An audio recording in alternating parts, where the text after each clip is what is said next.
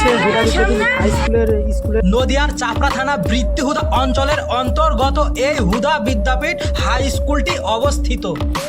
কিন্তু এই স্কুলের মেন গেটের সামনে দীর্ঘ কয়েক বছর ধরে রাস্তাটি খারাপ হয়ে পড়ে আছে, কিন্তু মেরামত করবার কোনো কথাই হচ্ছে না। কেন?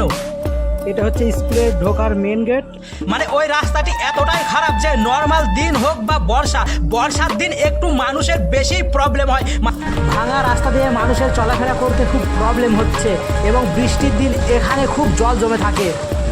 মানে এতটাই জল জমে থাকে যে ছাত্রছাত্রী ও শিক্ষক শিক্ষিকাদের স্কুলে আসতে খুব সমস্যা হয়। জল জমেছে, তাই আমাদের স্কুলে আসতে কষ্ট হয়। তাই আমরা সরকারের কাছে আবেদন করছি যাতে এটি তাড়াতাড়ি সারানো হয়। এবং রাস্তা খারাপের জন্য গ্রামের মানুষের চলাফেরা করতে খুব সমস্যা হয়, কারণ ওই রাস্তা দিয়েই সব জায়গায় যেতে হয়, বাজার ঘাট হসপিটাল যেখানেই বলো। অনেক স্টুডেন্টদের এখানে আসতে অসুবিধা হচ্ছে এবং অনেক অসুবিধা হচ্ছে। তাই আমরা চাচ্ছি যাতে এটা মেরামতের সঠিকভাবে ব্যবস্থা নেয় প্রশাসন। রাস্তাটা অনেক দিন ধরে খারাপ হয়ে পড়ে আছে, ঠিক আছে।